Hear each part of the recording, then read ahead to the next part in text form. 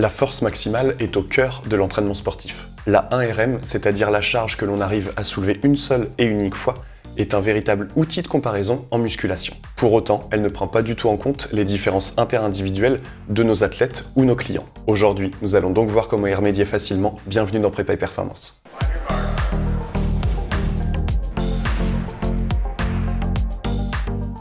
Être fort pour être utile était la devise de la méthode naturelle de George Hébert. Ça veut dire que plus de 100 ans en arrière, la force était déjà une préoccupation dans le domaine de l'entraînement. Aujourd'hui, c'est quasiment impossible de ne pas connaître sa 1RM sur les mouvements standards que l'on réalise en musculation. Que ce soit en cross-training ou en musculation plus traditionnelle, la charge maximale que l'on déplace est la représentation de notre force maximale. Nous verrons très prochainement qu'avec les méthodes d'entraînement modernes, ce paradigme change. Pour autant, on peut se poser la question de la comparaison. En effet, que l'on pèse 60 ou 100 kg, il est naturel que notre force ne soit pas équivalente. Soulever 200 kg en squat peut être impressionnant, mais que l'on pèse 140 ou 80 kg, la performance n'est pas la même. Le poids de corps est donc un facteur important à prendre en compte. Également, on sait que le sexe et l'âge impactent de façon importante le niveau de force maximale. En vieillissant, celle-ci va progressivement diminuer. Il peut donc être intéressant de prendre en compte ces variables pour permettre une comparaison entre nos pratiquants. Pour ce faire, nous allons considérer que notre force maximale correspond à notre charge maximale concentrique. Donc, nous considérerons notre 1RM comme l'équivalent de notre force absolue. Pourquoi considérerons ?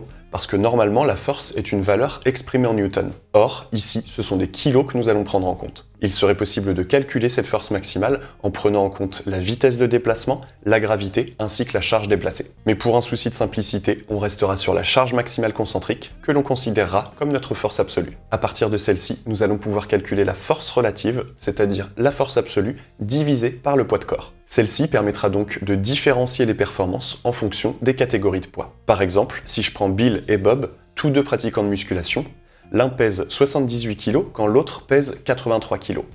Si je compare leurs performances en développé couché, l'un soulève 100 kg et l'autre 104. En force absolue, je considérerais que Bob est plus fort. Cependant, rapporté à la force relative, on peut voir que Bob soulève 1,25 fois son poids de corps, tandis que Bill 1,28 fois.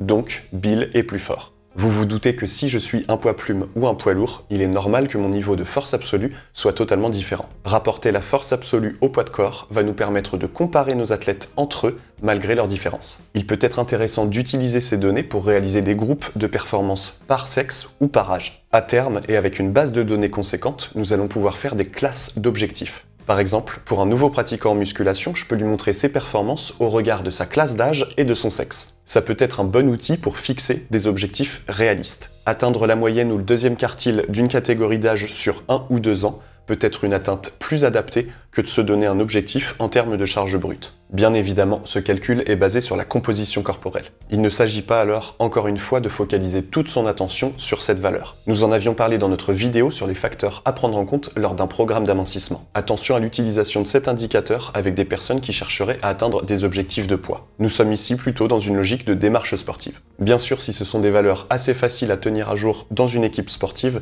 ce peut être beaucoup plus chronophage pour une clientèle en salle de sport. Attention au temps investi ou tenter d'automatiser au maximum cette démarche. Il peut être intéressant de moyenner des niveaux de force relative en fonction des mouvements que vous allez évaluer. Par exemple, vous vous doutez qu'on ne soulève pas les mêmes charges en développé couché qu'en squat. Connaître le niveau moyen pour chaque mouvement va permettre d'avoir un ordre d'idée pour des objectifs sportifs. Qui plus est, si vous travaillez avec des catégories jeunes, il va être intéressant de niveler vos objectifs. On peut très bien imaginer des objectifs croissants des catégories de jeunes jusqu'aux seniors. En conclusion, on peut dire qu'utiliser un indicateur de force relative va nous permettre de plus facilement comparer les performances de nos sportifs. Dans les sports collectifs par exemple, moins habitués aux catégories de poids, nous pourrons plus facilement différencier les performances de chacun. Ce peut également être un bon outil pour fixer des objectifs réalistes à de nouveaux pratiquants. Également, on pourra réaliser un suivi tout au long de la formation de nos jeunes en accord avec leurs propres capacités. C'est tout pour aujourd'hui. J'espère que cette vidéo sur les notions de force relative et force absolue pourra vous permettre d'améliorer la comparaison des qualités de vos athlètes. Vous pouvez aider la chaîne en likant, partageant et commentant cette vidéo. On se retrouve dès la semaine prochaine pour du contenu d'entraînement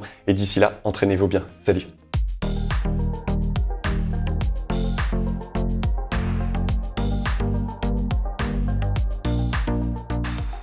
Il peut donc être intéressant de prendre...